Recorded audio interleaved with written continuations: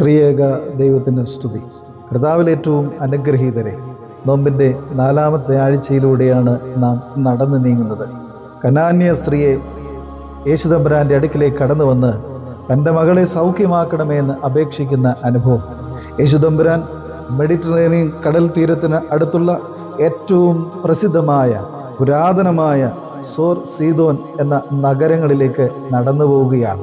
ആ നഗരങ്ങളെക്കുറിച്ച് നാം പഠിക്കുമ്പോൾ നമുക്ക് കാണുവാൻ സാധിക്കുന്നത് വിഗ്രഹാരാധനയും ദുരാഗ്രഹവും നിറഞ്ഞ ഒരു മനുഷ്യ സമൂഹമായിരുന്നു എന്ന് നമുക്ക് കാണുവാൻ സാധിക്കും. വിഗ്രഹാരാധനയും ദുരാരാധനയും നിറഞ്ഞിരിക്കുന്ന ഈ സമൂഹത്തിലേക്ക് യേശുതമ്പുരാൻ കടന്നു പോകുമ്പോൾ ആ കടന്നു പോകുന്ന യാത്രയിലാണ് കനാന്യ സ്ത്രീ, കനാൻ ശപിക്കപ്പെട്ടവനാണ്, ശാപം നിറഞ്ഞ ഒരു സമൂഹത്തിൽ ജീവിച്ച ഒരു സ്ത്രീ വന്ന് യേശുതമ്പുരാനോട് എൻ്റെ മകളെ സൗഖ്യമാക്കണമേ എന്ന് അപേക്ഷിക്കുന്നത്. അതിന് ഏറ്റവും ശ്രേഷ്ഠമായ കാര്യമെന്ന് പറയുന്നത്, ശപിക്കപ്പെട്ട സമൂഹത്തിൽ നിന്നും ഒരു സ്ത്രീ കടന്നു വരുമ്പോൾ അവളെ സ്വീകരിക്കുമോ എന്ന മനോഭാവം അവളുടെ ഉള്ളിൽ ഉണ്ടായേക്കാം. എന്നാൽ ആ ശാപം നിറഞ്ഞ സമൂഹത്തിൽ നിന്നും ഞാൻ ദൈവസന്നിധിയിലേക്ക് കടന്നു പോകുമ്പോൾ അവൻ എന്നെ സ്വീകരിക്കുമെന്ന മനോഭാവത്തോടുകൂടെ അവൾ യേശുവിൻ്റെ അടുക്കിലേക്ക് കടന്നു വരുന്നത് നമുക്ക് കാണുവാനായിട്ട് സാധിക്കും. ജാതിയില്ല, മതമില്ല, വർണ്ണമില്ല, വർഗമില്ല.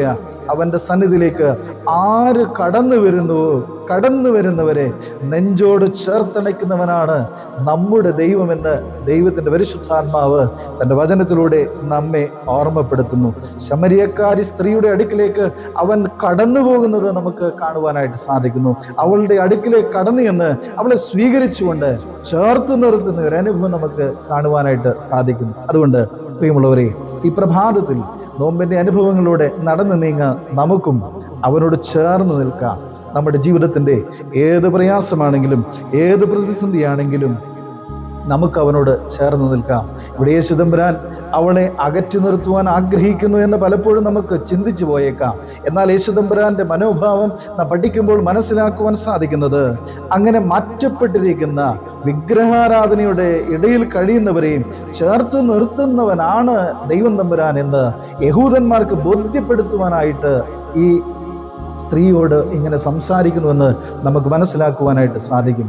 ഈ സ്ത്രീയുടെ മനോഭാവം എന്താകുന്നു യേശുതമ്പുരാന്റെ അടുക്കിലേക്ക് വന്നതിൽ എന്ന് യേശുതമ്പുരാൻ അവരെ പരീക്ഷിക്കുന്നതുമാകുന്നുവെന്ന് നമുക്ക് മനസ്സിലാക്കുവാനായിട്ട് സാധിക്കും.